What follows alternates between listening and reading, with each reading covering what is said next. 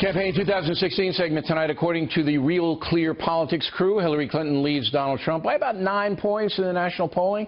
That doesn't really mean very much other than a snapshot in time. Joining us from Washington, Kristen Soltis-Anderson, a Republican pollster and author of the book The Selfie Vote about millennials. Here in New York City, Patrick Murray directs polling from Monmouth University in New Jersey. Mr. Murray, I'm skeptical about the national polling before the two candidates are defined. Should I be? Yeah, absolutely. This is still hypothetical for most voters. In the general election, we're talking about appealing to independents, most of whom are really not paying close attention to what's going on right now. Even now, they don't pay. Even now, with everything that's in the news, they don't pay attention. So what you do is you call them up on the phone, and you ask them who you're going to vote for. They give you a gut reaction based on. Do they know it's Trump and Hillary in the lead? Do they know that much? They do know that much. They know that much. Yeah, they do know that much. But it's really going to be fascinating to watch. I mean, because we got two candidates right now who are very unpopular. But they all have they both have total name recognition, Ms. Anderson. Everybody knows them. Everybody has an opinion on them, even the dimmest of us.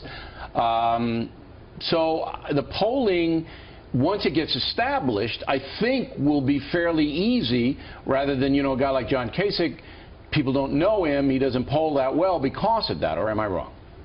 Hillary Clinton and Donald Trump have been in national headlines for decades. So they have a pretty established brand, and there is a large segment of Americans who have a pretty unfavorable view of both of them.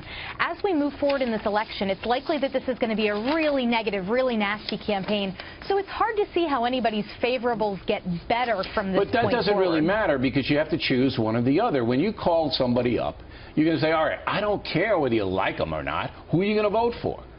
Right? And I think that's one of the things that Donald Trump is sort of banking on. At this point, Hillary Clinton has bad favorables, Donald Trump's are worse. But in Donald Trump's case, he's sort of banking on the fact that people will go, I'm tired of the traditional remedies. Yeah, I'm tired of the country being screwed up. Let's go with an experimental cure. Even if Donald Trump has all these side effects, let's go for him, because he's the kind of person who is different than what we're used to. And so he's hoping there will be a lot of voters who may not like him, but nonetheless want to vote for him. You can make an argument that the turnout is going to be enormous because the primary turnout was big, or that people are going to stay home because they don't like either of them.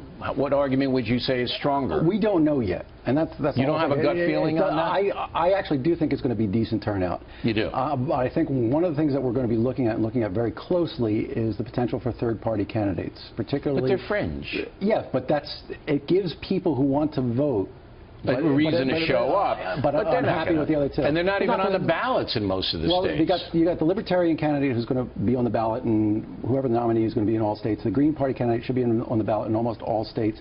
So you're looking about the Never Trump people, the Bernie Sanders people, who are still not happy with those nominees, but they will come out to vote. And that's going to shake things up. That's like the Nader thing, 3–4%. Yeah, no, that's all it's going to be. That's all it's going to be. But it does give them. But I think it makes the gap more narrow. Do you think, Ms. Anderson, people are going to stay home? I mean, I hear a lot of conservatives going, they're not going to vote for Trump, and I hear a lot of Democrats going, I'm not voting for Hillary Clinton. Just last night I was in a shoe store getting my shoes mended. A lady comes in, vote for any of them. Give me my shoes. I think that could be a reality. Negative emotion is a really powerful motivating factor. And so I think there may be a lot of folks that say, I'm not crazy about Hillary Clinton, but I'm terrified of Trump. Or on the other hand, I'm not a fan of Trump, but I'm terrified of Hillary.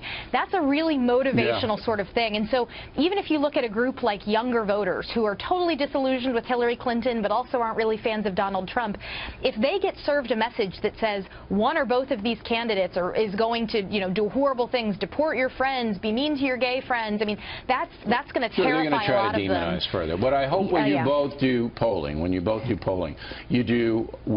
at all? It's who do you support, Hillary or Trump, or are you sitting it out? I think that's going to be very, very important this time around. Thank you both.